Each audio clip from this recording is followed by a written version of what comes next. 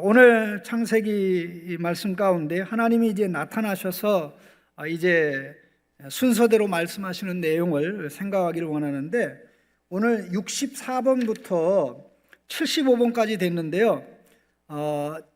만일의 경우 제가 75번까지 가게 되면 시간이 넘어가기 때문에 미리 말씀드리겠습니다. 70번부터 75번까지는 숙제입니다. 70번부터 75번까지는 숙제고요. 64번부터 69번까지만 말씀을 생각하기를 원하는데요. 이를 위해서 좀 큰 그림을 이제 하나 그려 드리길 원하는데, 제일 먼저 중요한 부분은 하나님이 나타나신 것은 야단치기 위해서 나타난 것이 아니고, 다시 말해서 심판하기 위해서 나타나신 것이 아니고 구원하시기 위해서, 또 구원의 계획을 알리는 것이 1차 목적입니다. 바로 그게 목적이다 보니까 하나님이 원래 피조물의 머리로 세웠던 아담에게 말씀을 하시죠. 순서적으로 보면 뱀이 있고 여인이 있고, 여인이 아담에게, 그래서 순서가 바뀌었어요. 그런데 이제 하나님이 나타나셔는 제일 먼저 9절에서 12절에 아담에게, 그 다음에 13절에는 여인에게, 그 다음에 14절에는 뱀에게. 하나님의 접근 방식은 어떤 방식입니까? 원래 하나님이 정하신 질서, 창조 질서 그대로죠. 창조 질서 그대로 진행이 되는데요. 이 말씀을 또 하나 보면서 염두에 두셔야 될 부분이 있는데, 이 9절부터 12절까지가 아담에게 하신 말씀입니다. 9절부터 12절까지가요. 오늘 읽은 본문이 되고요. 그리고 17절부터 19절까지가 또 아담에게 하신 말씀이에요. 17절부터 19절. 이게 무슨 이야기냐면요, 한번 가만히 생각해 보십시오. 이 아담에게 먼저 말씀하시고 하나님 말씀하는 게 아담에게 다시 말씀하는 것에서 끝이 나요. 시작과 끝이 아담으로 시작하고 아담으로 끝나요. 그리고 그 중간에 누가 있습니까? 여인이 있습니다. 여인에게 13절에서 말씀하고 또 16절에 또 말씀하죠. 보세요. 아담이 시작과 끝에 있고 바로 그 다음에 여인이 있죠. 그리고 가운데 뱀이 있습니다. 뱀 가운데. 그 여인에게 말씀하는 것은 13절에 나오고 또 16절에 나옵니다. 그렇죠? 보셨죠? 눈으로?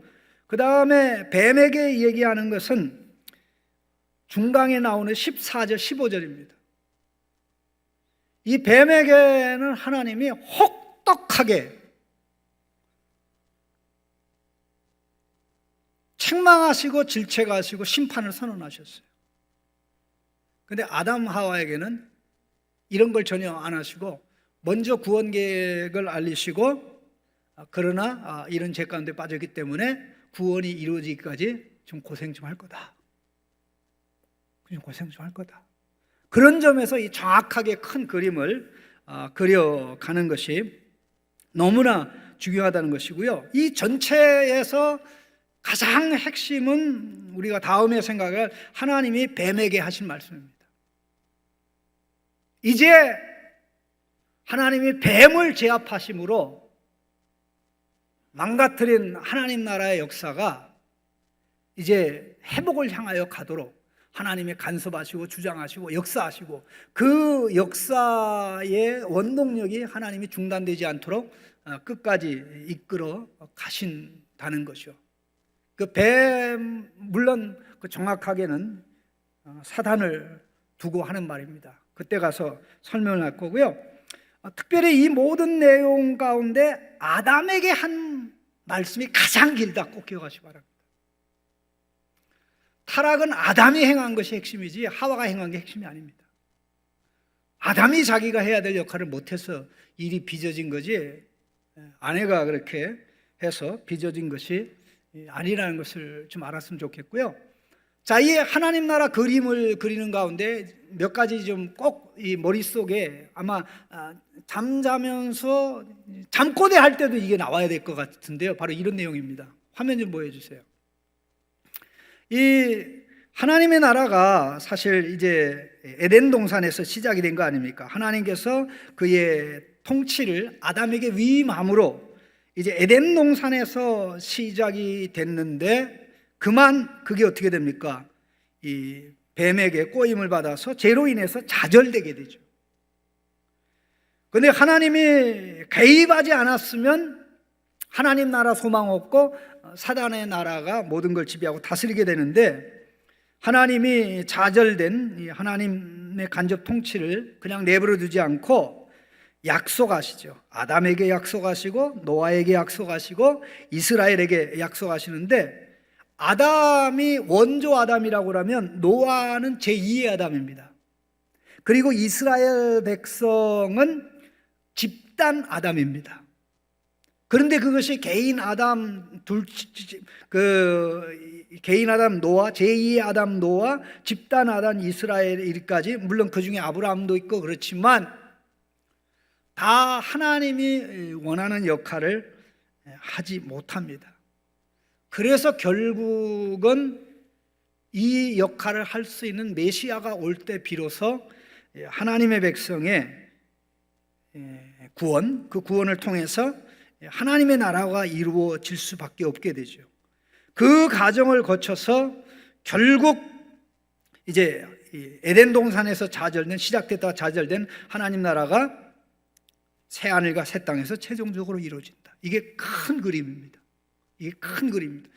이거를 좀 더 이제 넷으로 나눠서 얘기하면 이런 내용이 됩니다.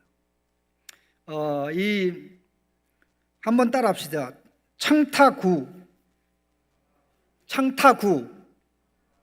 창조, 타락, 구원의 보통 이것만 얘기하는데요. 좀 더 정확하게는 새 창조가 들어가야 됩니다. 창타구, 새 창조. 한번 따라합시다. 창타구, 새 창조. 창을 타고 올라가서 새로운 창조하자, 그런 뜻은 아닌 거 아시죠? 창조, 타락, 구속. 이 구속은 새로운 창조의 시작이고요. 구속의 완성으로 이 새로운 창조가 절정에 도달하게 되는 거죠. 자, 그러면 타락이라는 라인에 가서 보면 창조는 뭡니까? GK, 하나님 나라의 시작이죠. 하나님 나라의 시작인데, 타락이 뭡니까? GK, 하나님의 나라가 좌절됐다. 누구 때문에? 사단의 역사로.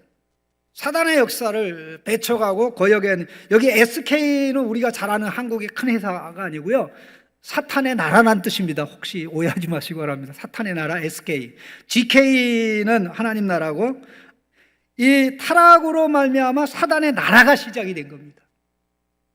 태어나는 사람 족족 다 이 사단의 자식이 되죠. 그래서 하나님이 그걸 건져내지 않으면 결국 누구도 하나님의 자녀가 될 수 없는 것이죠. 그건 나중에 볼 거고요. 자, 그럼 구속이 뭐냐? 좌절된 하나님의 나라를 회복하시는 것. 그 회복의 시작. 하나님의 나라가 회복이 시작이 되면서 이제 구원 경험하는데, 자, 하나님 나라가 더 큽니까? 구원이 더 큽니까? 하나님 나라가 더 큽니다. 하나님 나라가 더 커요. 집이 큽니까? 집 안에서 사는 사람이 더 큽니까? 되게 쉽죠. 구원이 큰 게 아니라 구원받는 하나님의 백성들이 영원히 하나님이 의도했던 통치에 참여해서 이루어가는 하나님의 나라가 말로 다 할 수 없이 크게 된 거죠. 그래서 이 땅에 사는 우리가 이 집에 대해서 엄청난 관심, 집값이 너무나 올라가가지고 뭐 30몇 년 이상 돈을 계속해서 저금해도 이제 집 사기 힘들다고 그러는데, 그러면서도 우리가 참 이 하나님 나라에 개인 구원에 관심이 있는지 몰라도 하나님 나라에 관심이 없다는 것은 좀 지혜로운 것은 아닌 줄로 압니다. 자, 여기 보시면 좌절된 하나님 나라의 회복의 시작, 진행, 이 모든 것이 다 포함이 되죠. 자, 이것이 구약의 약속의 형태로 나오고 신약에는 성취가 되는 것이죠. 구약에는 구약 성취도 있습니다. 그러나 이건 다 예비적인, 앞으로 최종적으로 성취될 것을 예고하는 그런 역할을 합니다. 자, 그러면 이 사탄의 역사로 말미암아 사탄의 나라가 시작되는데 그 특징이 죄와 사망과 사탄의 지배입니다. 그래서 거기서 건져내는 죄와 사망과 사탄의 지배로부터 3S입니다. 3S. 새 창조는 뭡니까? 구원의 구속의 완성으로 이 하나님 나라가 최종 완성이 되는데, 바로 거기에는 에덴 동산의 이 뱀이 사단이 침입했던 것처럼 더 이상 새하늘과 새 땅에는 사단이 침입할 수가 없습니다. 그 이유가 뭐냐면요, 영원한 불못에 던져집니다. 사단을 추종한 세력들이 있죠. 그리고 사탄이 주는 유혹을 진리로 받아들이고 살아간 자들과 함께, 그게 땅의 짐승이든 그 다음에 바다 짐승이든 그들을 선전하든 따랐던 사람들이든 다 영원히 하나님의 백성으로 분리가 되기 때문에 두 번 다시 에덴 동산으로 돌아가서 다시 또 타락하게 되는 그런 일은 발생하지 않는다. 이게 우리가 생각하는 큰 그림입니다. 자, 다시 한번 이 큰 틀을 보면서 다음 내용을 좀 보시죠. 똑같은 내용인데, 이 창조로 하나님 나라가 시작이 됐는데 타락으로 말미암아 하나님의 나라가 좌절되고 사탄의 나라가 시작이 됐다. 그런데 하나님이 개입하셔서 구속의 역사가 시작되는데, 자, 어떻게 됩니까? 인류 역사는 전쟁의 역사라는 것입니다. 하나님의 나라와 사탄의 나라가, 우리 눈에는 사탄의 나라가 모든 걸 다 가지고 있는 것 같지만 하나님이 개입하고 이끌어가는 이상 사탄의 나라는 잘 되게 돼 있습니까? 망하게 돼 있습니까? 망하게 돼 있습니다. 믿으시죠? 믿으시죠? 이게 확실하게 사탄의 나라는 망해요. 하나님 나라 만세, 사탄 나라 멸망, 이게 계시록의 주제라고 그랬지 않습니까? 이게 그냥 우리 뇌리에 박혀야 됩니다. 그래서 구약의 모든 내용들이 그렇게 전개되고 새로운 창조로 모든 게 끝나게 된다. 그 과정의 첫 번째 중요한 역사가 오늘 본문에 하나님께서 아담에게 나타나셔서 말씀하는 가운데 시작이 된 겁니다. 근데 아담에 관한 부분은 앞부분과 뒷부분으로 나눠져 있어요. 그래서 이게 짝으로 되어 있습니다. 자, 우리 9절 말씀 좀 읽어보겠습니다. 9절 말씀을 보시면은요, 같이 보겠습니다. 여호와 하나님이 아담을 부르시며 그에게 이르시되 내가 어디 있느냐. 자, 64번입니다. 아담에게 내가 어디 있느냐는 여호와 하나님의 질문은 그가 숨은 장소를 물은 것입니까? 어디 샀는지를 모르는 거예요? 우리 학생 하나 있는데 하나님이 아담이 어디 있는지 몰라서 물었을까? 한번 네 대답해 봐라. 그렇지. 예, 아니라 그랬어요. 예, 그러면 답이 뭐죠? 그의 상태, 영적 상태, 하나님과의 관계의 상태, 어디 있느냐라는 이 질문은요, 그 질문 자체가 은혜의 질문입니다. 어딨니? 네가 원래 있어야 하는 그 자리에 있니? 그러니까 그것을 돌이켜 반성하게 하기 위해서 하나님이 그 질문을 했는데, 자, 아담의 대답이 10절에 나오지 않습니까? 10절 한번 읽어볼까요? 이르되 내가 동산에서 하나님의 소리를 듣고 내가 벗었으므로 두려워하여 숨었나이다. 이렇게 대답했는데요. 자, 65번입니다. 여호와 하나님께서 기대하신 아담의 대답은 내가 벗어서 무서워 숨었습니다. 이게 하나님이 기대하신 대답입니까? 아닙니까? 대답이 아닙니다.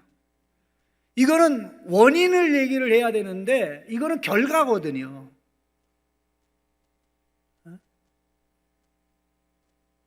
결과. 그런데 결과도 하나님 중심적인 게 아니라 자기 중심적이죠.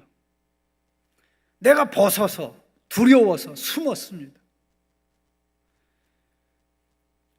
사실 하나님은 이 대답을 기대하신 게 아닙니다. 자, 66번을 보시죠. 66번. 내가 벗어서 두려워 숨었습니다라는 아담의 대답은 죄의 고백인가요? 그렇다면 아닌가요? 죄의 고백이 아니죠. 변명, 자기중심적으로. 예를 들어서 사람이 죄를 짓고 지옥 갈까 봐 두려워서 회개하는 사람이 있고요. 아니면 지옥 가는 것도 두렵지만 그거보다 더 두렵고 가슴 아픈 게 나를 사랑하는 하나님 아버지를 섭섭하게 하고 마음 상하게 하는 그것이 아프다고 하면 누가 더 건강하겠습니까? 그러면 지옥 때문에 회개하는 사람은 지옥에 대한 생각이 지워지면 해결 안 하겠죠. 불이익이 없다면 해결 안 하겠죠. 그러나 그거는 자식의 회개가 아니거든요. 이 인간은 죄에 빠진 이상 회개할 수 있는 능력이 없습니다. 죄 고백할 수 있는 능력이 없습니다. 우리 꼭 기억해야 됩니다. 참 놀라운 게 그 죄 짓기 전에는 십자가의 능력을 믿잖아요. 십자가는 원래 용서니까 내가 이번에 한 번 더 죄를 짓더라도 내가 무릎 꿇고 용서해 달라고 하면 되지. 그렇게 하면서 죄를 짓는 경우가 사실 있어요. 그런 경우가 있어요. 그런데 막상 죄를 범하고 나면 이게 마음에서 우러나질 않거든요. 왜냐하면 죄의 지배를 받고 죄의 다스림을 받는 이상 그놈의 죄가 자기와는 반대되는 죄는 나쁜 것이야. 죄는 하나님을 대적한 거야. 그러니까 하나님 앞에 내려놓아야 돼 하는 이 고백을 하는 것을 못하게 만들어버리죠. 그리고 마음속에 내가 무슨 낯짝으로 하나님 앞에 이런 고백을 해? 이렇게 하게 되기 때문에 원칙적으로 회개는 사실 불가능하게 되는 것입니다. 그래서 벗어서 두려워 숨었다. 보세요. 그러면 선악과를 먹기 전에는 입었나요? 선악과 먹기 전에 입었나요? 벗었나요? 벗었잖아요. 근데 벗은 게 문제가 안 되잖아요. 왜? 하나님이 말로 다 할 수 있는 영광의 옷, 하나님의 형상이라는 옷을 입혀주셨잖아요. 가장 존귀한 존재로 그 옷을 입혀주셨잖아요. 그러니까는 완전히 시각이 달라지니까 전혀 문제가 안 되는 게 문제가 되고 자기를 괴롭히죠. 그러면서 그 해결책을 이제 다른 방법으로 찾으려고 하죠. 자, 그러면 하나님이 아담에게서 기대했던 대답, 아담이 해야 됐던 대답은 뭘까요? 67번 보십시다. 67번. 아담이 해야 했던 대답은 내가 그 나무의 열매를 먹어 이렇게 됐습니다. 비참하게 됐습니다. 이게 입니까 아닙니까? 내가 그 나무의 열매를 먹어 이렇게 벗은 것이 문제가 되고 두렵고 숨을 수밖에 없겠습니다. 부부 관계가 어그러졌고 하나님과의 관계도 어그러졌습니다. 이렇게 됐다면 죄의 심각성을 아는 것이죠. 죄가 미운 것이죠. 죄의 결과만이 아니라 죄 자체가 미운 것이죠. 그런데 죄에 대한 증오는 하나님의 은혜가 아니면 생기지가 않습니다. 죄에 대한 증오는 하나님의 은혜로만 가능하게 됩니다. 하나님과의 관계가 근본적으로 깨어진 것이 죄이고, 죄를 범함으로 죄의 종이 되고 죄인의 신분을 가지게 되고, 그렇다면 그로 인해서 어떻게 됩니까? 죄와 자기 자신과의 주종의 관계가 성립이 되거든요. 죄는 주인이고 나는 종이 되잖아요. 그러면 아무리 시도도 잠만 말고 누가 시키는 대로 하는 거예요? 죄가 시키는 대로 할 수밖에 없는 그런 상황이기 때문에 이런 결과가 일어나는 것입니다. 자, 여기까지 볼 때는 그렇게 아담이 이렇게 대답한 게 문제냐라고 생각할 수 있겠지만요. 보세요. 하나님과의 관계가 얼마나 잘못됐는지. 자, 저자는 하나님을 얘기할 때 그냥 하나님이라고 얘기하지 않고 여호와 하나님이, 그러니까는 아담에게 묻는 게 이제 여호와 하나님이 아담을 부르는 거죠. 그러면 10절에 아담이 대답할 때 내가 동산에서 무슨 소리를 듣고? 여호와 하나님의 소리를 듣고 이렇게 해야 되는데 하나님의 소리를 듣고 이렇게 되잖아요. 그 다음에 보세요. 11절에 같이 읽어볼까요? 이르시되 누가 너의 벗었음을 내게 알렸느냐? 내가 내게 먹지 말라 명한 그 나무 열매를 내가 먹었느냐? 하나님이 선악과 먹었어? 그렇게 얘기하지 않고 그 나무라고 얘기하죠. 내가 명령한 그 나무, 특별히 부탁한 그 나무, 먹지 말라고 한 나무. 그러니까 아담이 대답할 때 뭐라 그럽니까? 12절에 아담이 이르되 하나님이 주셔서, 여기 여호와는 어디로 갔습니까? 하나님과의 관계가 근본적으로 깨졌다. 유상선 목사님의 하나님이 그러는데, 우리 청년의 하나님이 그러는데, 이렇게 말을 하고 나의 하나님이라고 고백하지 않는 성도는 건강한 성도일까요? 좀 문제가 있는 성도일까요? 하나님 경험이 분명하고 확실한 관계가 바로 된 성도일까요? 그렇지 않을까요? 남의 하나님으로, 남의 하나님, 저 사람한테는 그럴지 모르지만 그분은 나의 하나님이 아니라고 이렇게 나가는 거 똑같은데요.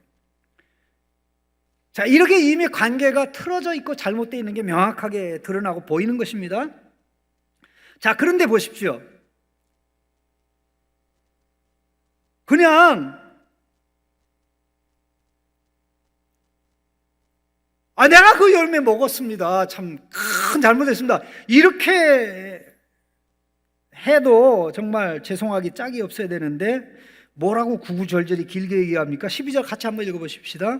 아담이 이르되 하나님이 주셔서 나와 함께 있게 한 여자, 그가 그 나무 열매를 내게 주므로 내가 먹었나이다. 이 문장에서 제일 첫 번째 나오는 단어가 그 여자입니다. 그 여자.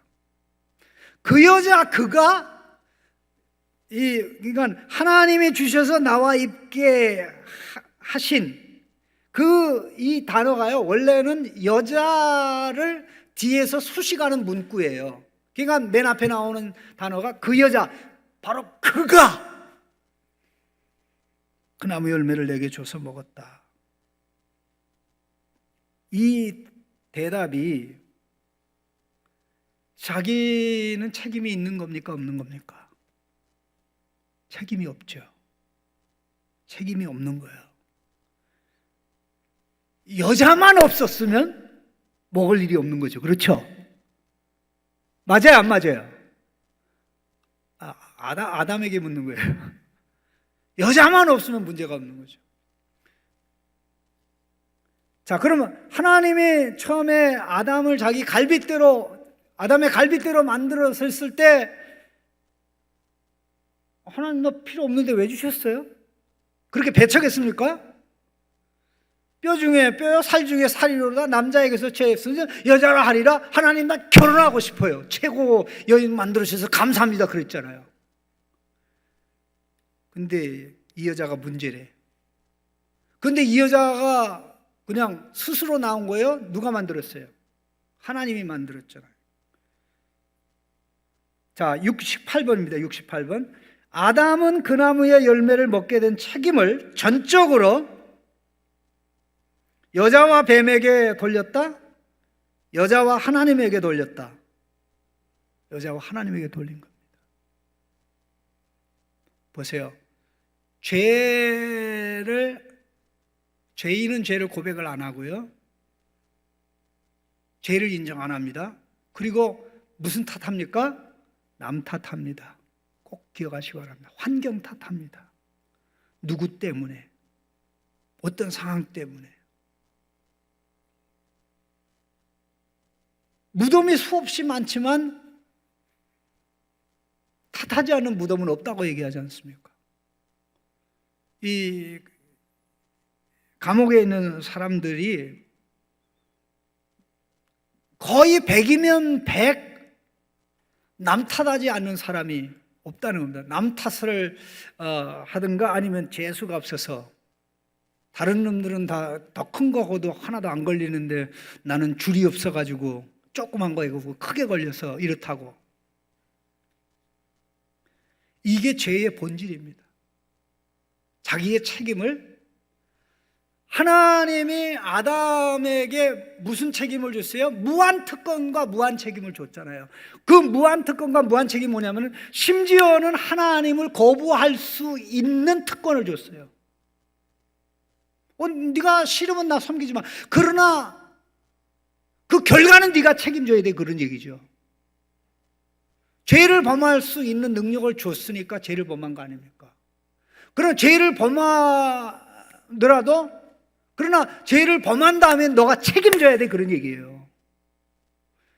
책임이 없는 특권은 인간다운 게 아니죠. 건강한 그런 모습이 절대 아닙니다. 원래 회개라는 것은 짧은 겁니다. 문장이 짧은 겁니다. 제가 잘못했습니다. 예수 안 믿는 사람도 하는 것 중에 사과할 때 제가 이래 잘못했습니다. 용서해 주십시오. 요거로 끝나야지. 그렇지만 이 정치인들의 사과는요, 항상 불성실한 사과를 하는데 어떻게 하냐면 뭐뭐에서 상처를 줬다면 사과합니다. 우리 한번 그렇게 기도해 봅시다. 하나님, 제가 이리게 한 것이 하나님에게 아픔이 됐다면, 하나님이 섭섭하셨다면 내가 회개합니다. 이게 회개가 되나요? 안 되죠.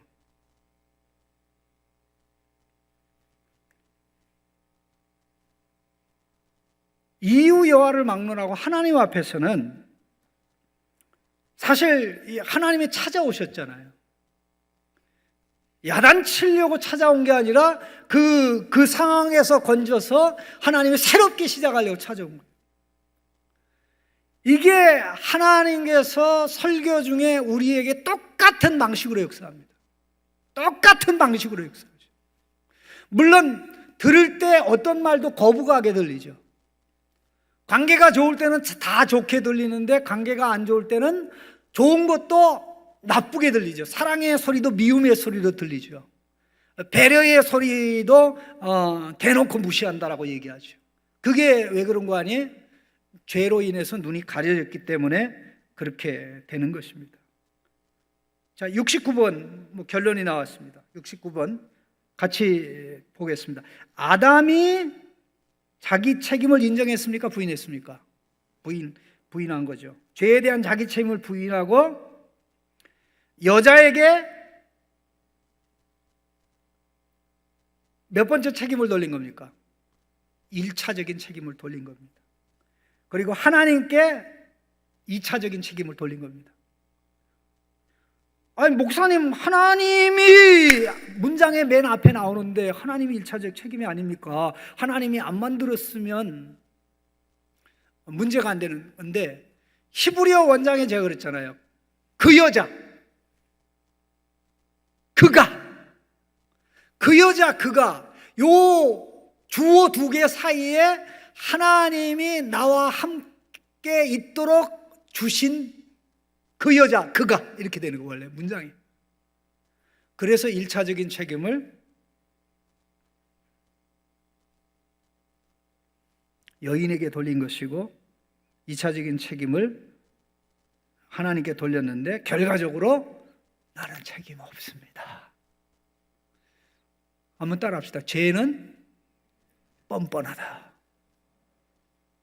사람 탓하고 환경 탓하고 하나님 탓한다. 우리가 많이 하는 것 중에 뭐가 있습니까? 하나님이 선악과를 만들어 놨으니까 따먹지. 안 만들어 놨어 봐, 안 먹지. 그게 웬수야. 이렇게 생각하는 사람들이 있는데, 이 아담이 보여줬던 속성을 아담의 후손들인 우리가 가지고 있습니다. 이 속성이 바뀌고 우리에게서 떠나는 것은 오직 은혜로만 가능합니다.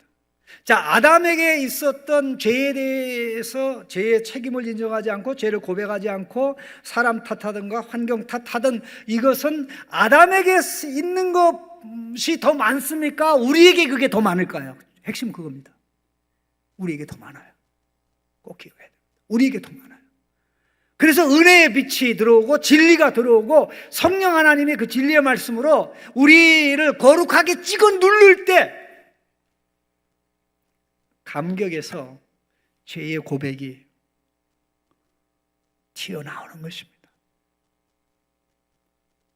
하나님의 사랑이 내게 느껴지기 때문에 눈물의 고백이 튀어나오는 겁니다. 내가 하나님을, 나를 가장 존귀하게 만드신 하나님을 배척했기 때문에 면목이 없습니다. 죽어도 쌉니다. 그런데 이렇게 찾아오셔서 제 상태를 묻고 저를 회복의 길로 한 단계 한 단계 인도하신 게 우리 하나님 아닙니까? 그래서 우리가 하나님과의 관계가 회복되는 데 있어서 가장 중요한 부분이 하나님의 말씀에 반응해서 그 말씀에 반발하는 게 자연스럽게 일어나는데, 말씀의 반발이 아니라 말씀을 그대로 받아들이고 말씀에 비춰보니 제가 참 잘못됐습니다. 이런 환경이 있지만 그 환경이 원인이 아닙니다. 이런 사람이 있지만 그 사람이 원인이 아닙니다. 바로 내가, 책임이 있는 내가, 엄청난 특권을 받은 내가 그렇게 했습니다. 지도자의 자리, 리더의 자리에 있으면 있을수록 가정에서도 리더가 있고 직장에서도 리더가 있고 조직에서도 리더가 있고 다 그런데요, 이 하나님 말씀에 비추어서 서게 될 때 하나님의 은혜로 어그러졌던 관계가 바로 서고 회복되어 나가는 것입니다. 오늘 기도하실 때 나도 이렇게 계속 이 면피, 탓하는, 상담하기 이상하게 세속적 상담하기 들어와가지고 전부 다 환경 탓하고 부모 탓하고 어렸을 때 부모가 심하게 욕하는 걸 들어가지고 전부 다 이게 다 사탄의 역사입니다. 예? 그러면 그런 환경에 있는 사람은 다 그렇게 돼야 되잖아요. 우리가 짐승이 아니거든요. 죄를 지어서 짐승이 되는 게 아닙니다. 그대로 사람이에요. 정상적인 기능을 못하는 역기능을 하는 사람으로 바뀌는데, 이건 하나님의 말씀과 은혜로만 우리가 바뀌거든요. 그래서 하나님이 찾아오셔서 말씀하는 거예요. 성령이 우리 안에서 탄식하는 거예요. 예수님이 보좌 우편에서 기도하시는 거죠. 그리고 하나님은 그 환경을 조성하는 거죠. 이렇게 복된 삼중 환경이 있는데 남 탓하다가, 사람 탓하다가, 환경 탓하다가 결국 어떻게 됩니까? 회개하지 못하고 계속 죄에 끌려다니게 되는 인생이 되는 거죠. 아담에게 나타난 모습이 아담의 후손에게 계속 나타나기 때문에 원래 하나님이 주신 마음으로 회복되는 게 구원의 역사가 그 이상으로 가는 게, 이게 우리 안에 부분적으로 하나님의 나라가 이루어지는 것입니다. 우리 잠깐 기도하겠습니다.